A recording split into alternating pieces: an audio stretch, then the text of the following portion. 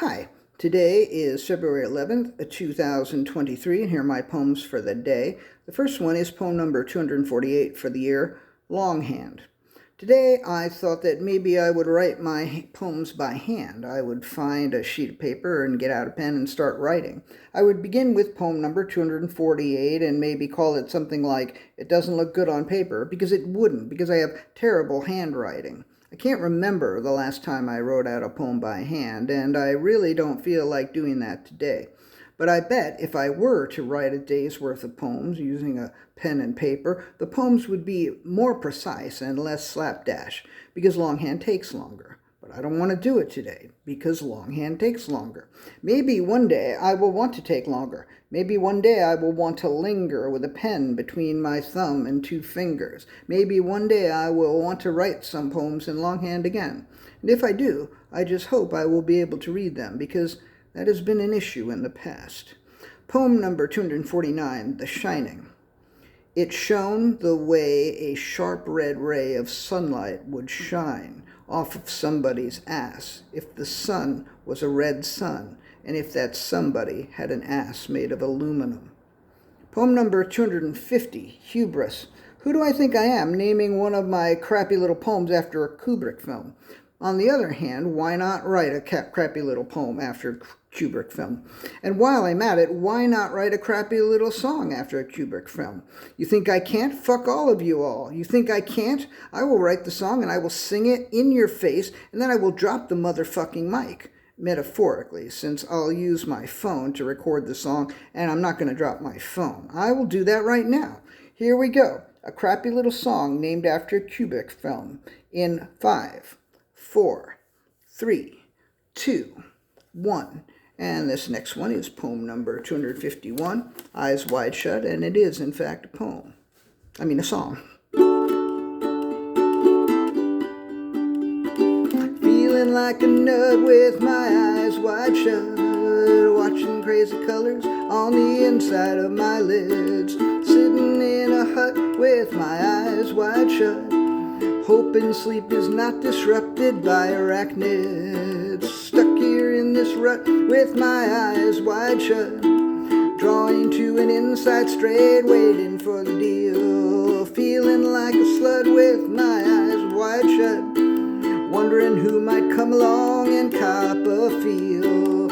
Eyes wide shut, hoping they will open. Perhaps I'll just be sitting here forever hoping. Eyes wide shut, hoping they will open. Perhaps I'll just be waiting here forever hoping, forever hoping. Chewing on my cud with my eyes wide shut, like a lonely lazy cow grazing in the grass, wallowing in the mud with my eyes wide shut, wondering will a rhino come and bite me on the ass. Eyes wide shut, hoping they will open. Perhaps I'll just be sitting here forever hoping. Eyes wide shut, hoping they will open. Perhaps I'll just be sitting here forever hoping, forever hoping. I wish they'd open, but for now I got my eyes wide shut.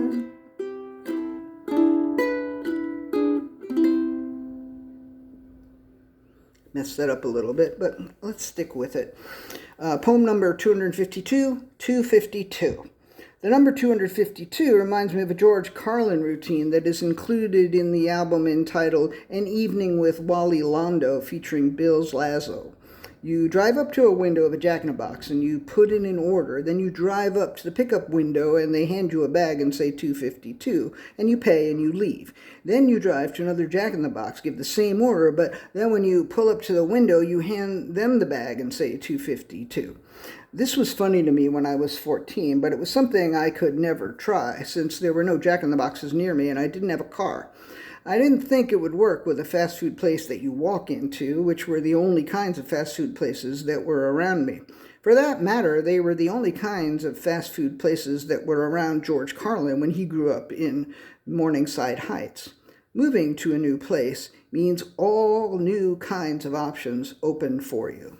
Poem number 253, Shouters. Some of my poems are real shouters. They are written in a really loud voice. Examples include Martin Scorsese and Take Stuff from Work.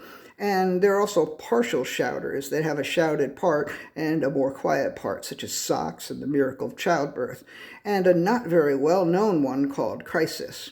Not suggested response for the coming crises, which I wrote the day after the Bush v. Gore decision. Just Crisis. I haven't been writing a lot of shouters or partial shouters lately. At first, the numbered poems were mostly to be read online or in Kindle books, but then I started making videos of the poems, so I have been performing them. But I'm performing them in my apartment, and there are neighbors, so I still don't want to shout. And it's a drag to perform a shouter or partial shouter and not be able to shout. So there hasn't been hardly any shouting in my poems lately. And I would be lying if I said I don't miss shouting, and I'm not going to lie. So I'm going to say I miss shouting. And maybe someday soon I may have to write a real shouter and maybe perform it somewhere else somehow. And last one for today is poem number 254, Gone But Not Forgotten.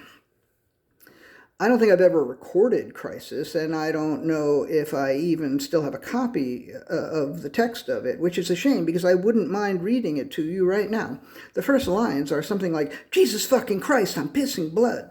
And it just gets more hilarious from there. Something to do with beet juice, except I didn't drink the beet juice. The beet juice was somehow squirted into my dick with a syringe maybe while I was sleeping, or I was drunk and had somehow sucked up the beet juice into my dick as if my dick was a straw or something. I don't remember. I remember it was in several parts, and revelation after revelation, and by the end it turns out not to be a crisis after all.